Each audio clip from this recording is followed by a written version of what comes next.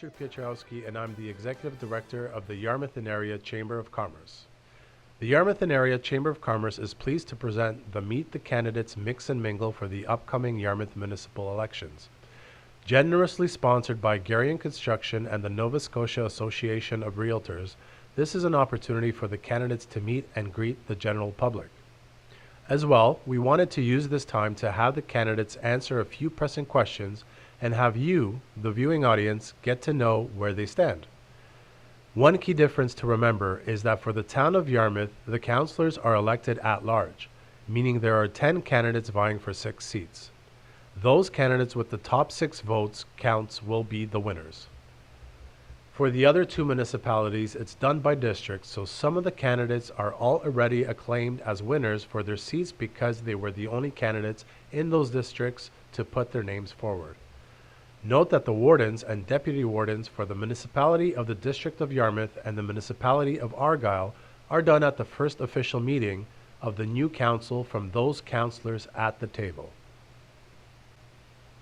For the municipality of the District of Yarmouth, the candidates are, by district, District 1, John Cunningham, incumbent, acclaimed. District 2, Daniel Muse, acclaimed. District 3, Matthew Gillis, Phil Mooney, Kevin Sly. District 4, Jim Baxter, Patty Durkee, incumbent. District 5, Trevor A. Cunningham, incumbent, acclaimed. District 6, Rick Allwright, Lauren Cushing, incumbent. District 7, Nick Hilton, incumbent, acclaimed.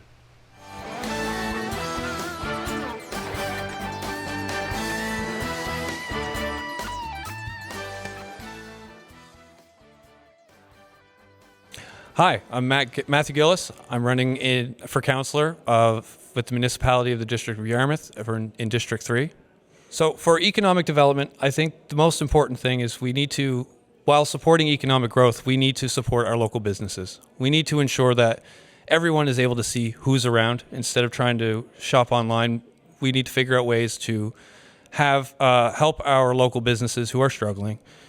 You know, these storefronts that want to stay open in many different areas, Dayton, Hebron, even in the stores in our rural areas who are trying to, get started. We need to support them and share them with, everyone in all of the areas of the municipality, along with the town and everywhere that we can do that. Now, along with that, we do need to entice local, whether it's in the tech industry or other industries, to want to work with our municipality.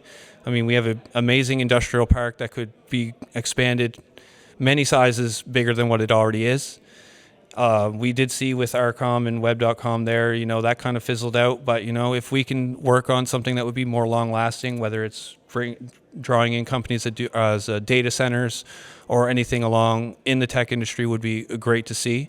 But then also looking at other industries, anything that would really, something that could be more stable, sustainable, that would help everyone around, draw in more tax-paying residents, and and then with more business, we can invest more into our local small businesses as well. I'm Phil Mooney, running in District 3 in the Municipality of Yarmouth. The deed transfer tax, I find, is a regressive tax. It handcuffs new home buyers.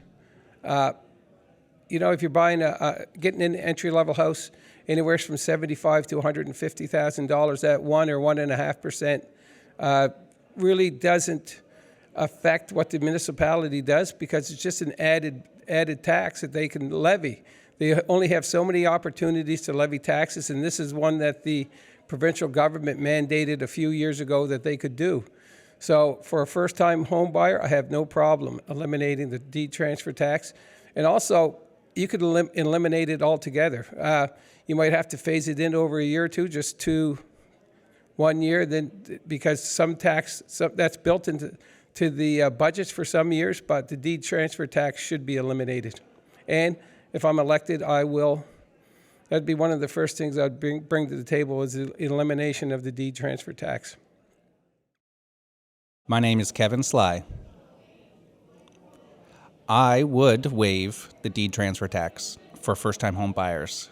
The one thing our community does need are younger families, and those are the people that are going to be buying first-time homes. So if we want to encourage growth in this community, we want to bring younger families to this community that can use all the recreation that we're putting money into, then this would be a good idea, and I would support that. Hi, my name is Jim Baxter. I'm running for council seat District 4. For youth engagement, I think I would aim at youth employment. I think there's tons of opportunities in the municipality for youth employment. We could have them doing beautification around the neighborhoods. We could have them looking after the beaches. We could have them working on putting civic signage up. Civic signage is free for people who live in the community, but they don't have anybody to put it up for them. So we could hire a student for the summer to go around putting civic signs up, which would be, I'm sure the firefighters would love that, being able to find the houses they're looking for in an emergency. Hi, my name is Patty Durkee. I'm running for re-election in the municipality of the District of Yarmouth, District 4, which includes Port Maitland, Ireton, Richmond, Lake George, Beaver River, parts of Wellington, Sandford, and Port Maitland. So my answer to the question is, what do I think is important for infrastructure?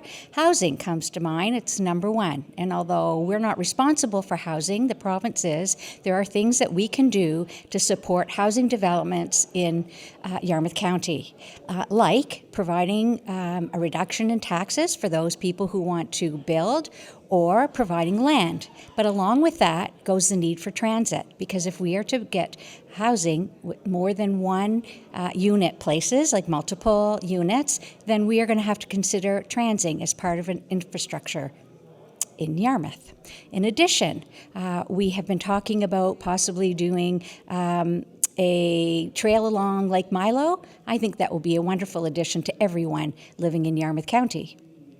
So that's been on the books. It's something we have to work with other levels of government, which is extremely important in being on council, that we consider getting money from different areas and working together to come up with the best plan.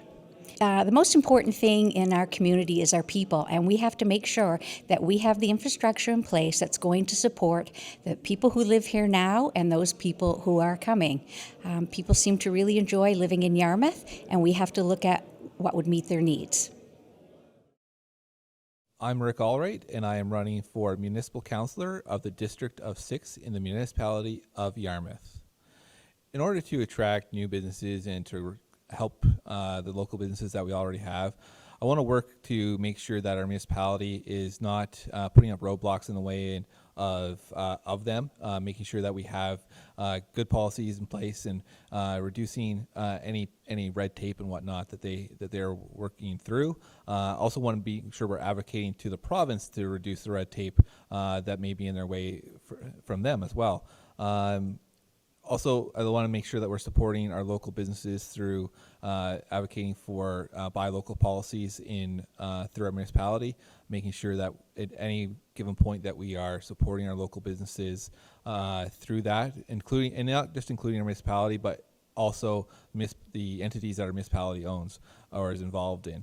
And in order to attract new businesses to the area, I want to make sure that we're actively going out and looking for those new opportunities. We have had, I would say, a lack of active engagement and active, proactive work going out and attracting new businesses to the area. We may be investment ready, but there's not a lot of that work selling ourselves out to the broader community, and making sure that we are doing what we can in order to attract those businesses and make it a great environment to do that. That is really the role that I see government, is to create an attractive environment in order to do that. And then there is a piece of selling ourselves to the community, to those businesses, and then making sure that we can retain those businesses long term as well. And that's a lot comes into making sure that we have a workforce here for them that is, one, affordable, but also is skilled enough in order to make sure that we can produce the kind of product and services that we are attracting the businesses for. Good evening. I'm Lauren Cushion, and I'm a councillor for the Municipality of District of Yarmouth, and I'm running again this year for this term, and I certainly enjoy what I do.